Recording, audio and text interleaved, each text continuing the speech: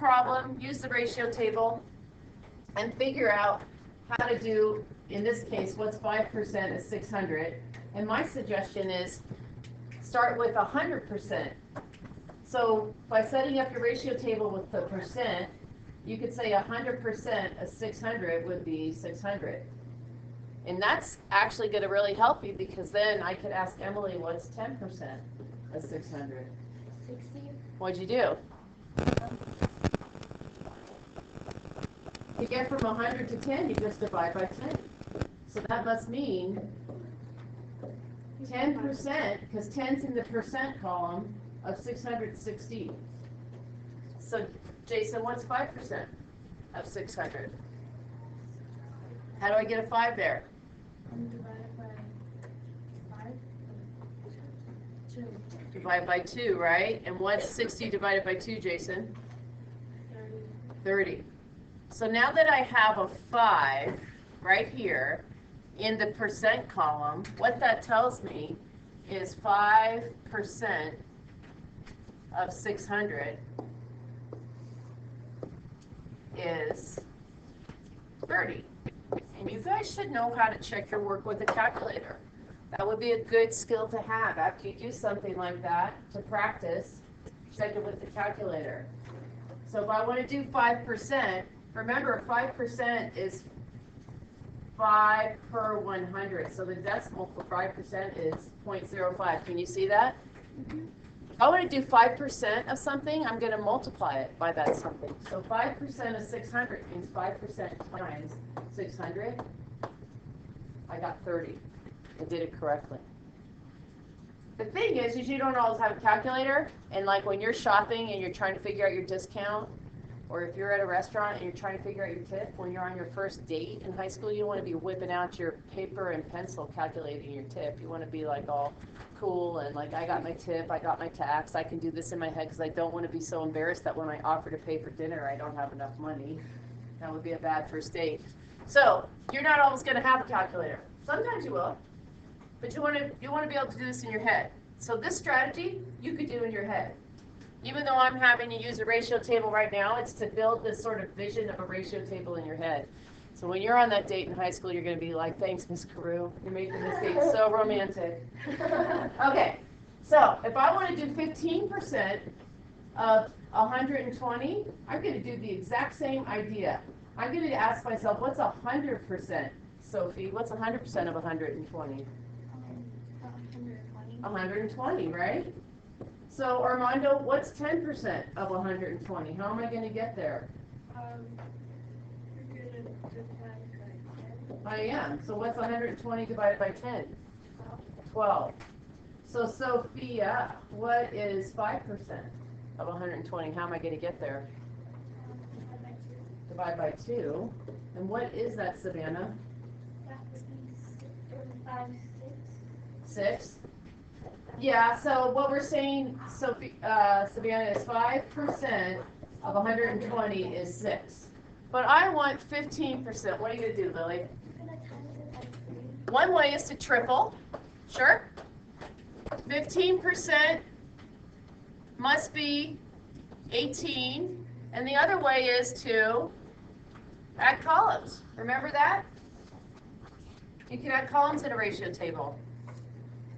So it looks like my answer is that 15% of 120 is 18. And then if I was doing this at home, I would practice checking with the calculator, because you should be able to do that. 15% is just 0.15, right? It's the hundreds, 15 hundredths. And I want to times that by what, Riley?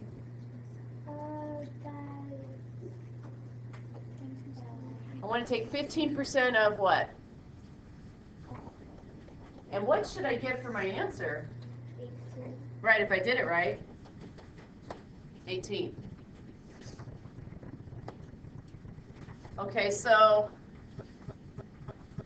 Zaire, how am I going to set the next one up? Percent total. What's going to go on the top? 100, and in the denominator?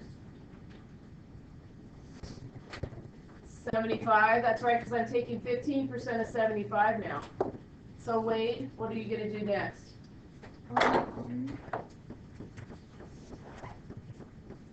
So could you divide by 10? I would, because that would be quick and easy, and I could do that with mental math. So when I divide 75 by 10,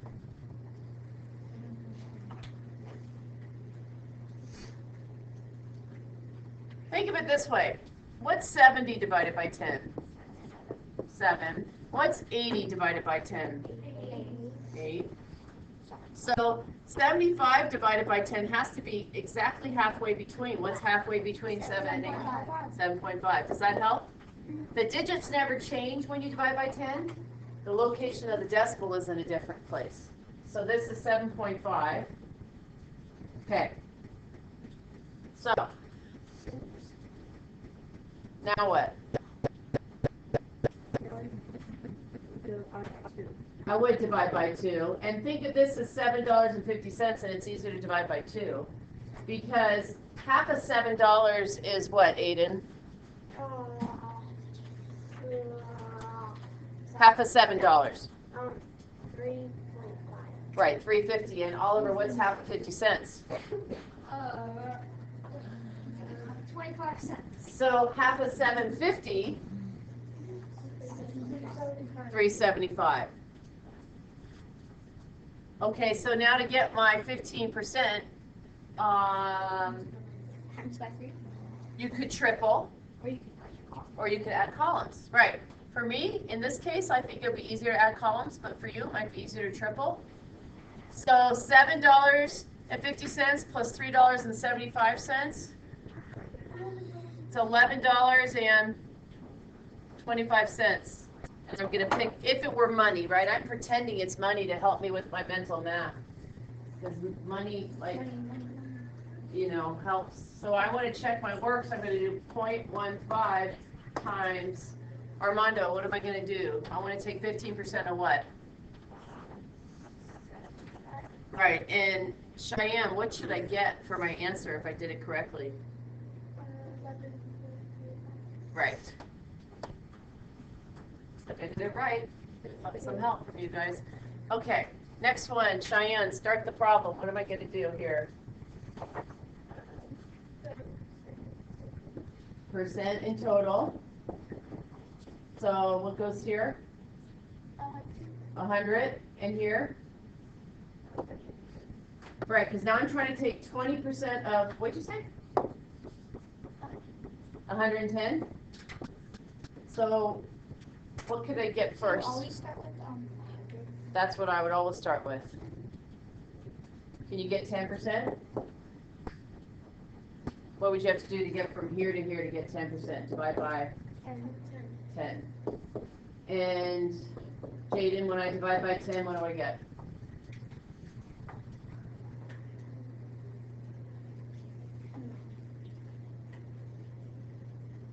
Dividing this by 10. You do that. So 100 divided by 10 is what? 10, right?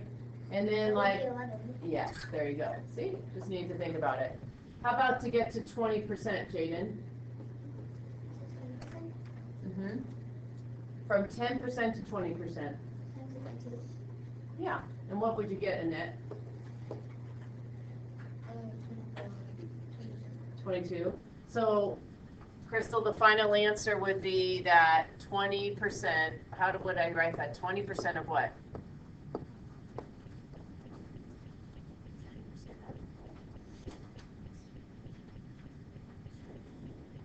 $20 of 110 is what? 22. Sometimes when we do a problem, we forget what the question was. Okay. Lily. Oh, well, maybe I made a mistake, or maybe you made a mistake. So we're going to pick up our calculator first. Let's just do a quick check, right? 20% times 110. Looks like I'm okay. So let's try to find your mistake. Did you do 10%?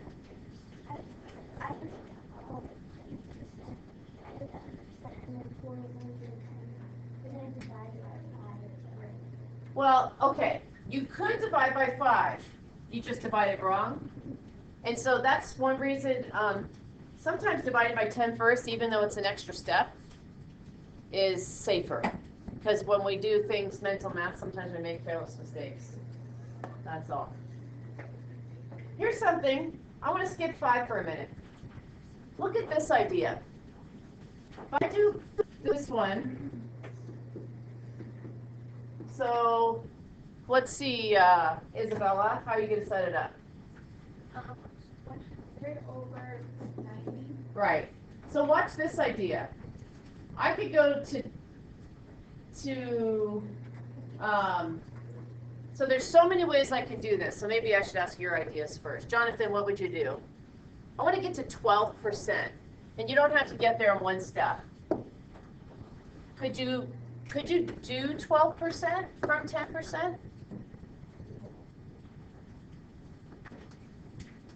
So how about answer some questions here, Jonathan. What if I divide by 10? What am I going to get? I'm going to get 10 and 9, right? What if I multiplied by 12? What would I get here? Say it again. I'd get 120. And what would I get down here?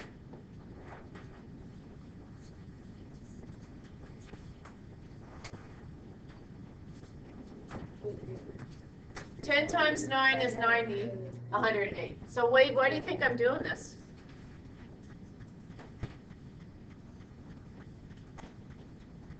What, 12%?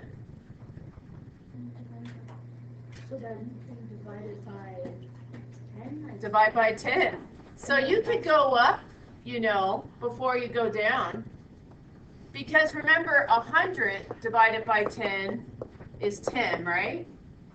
And 110 divided by 10 was 11. Jaden told us that. So 108 divided by 10 would have to be somewhere between, right? Wait. I got the same answer, but I did it in a different way. Did you go down to 2 or 1? Yeah, I divided 100 over 90 by 10, and then divided it by 5, and then Yes. I got 3. I did that too the first time, but this works pretty well, doesn't it? Yeah. Okay, we're not going to do more today. We're going to look at more tomorrow. So I'm going to stop this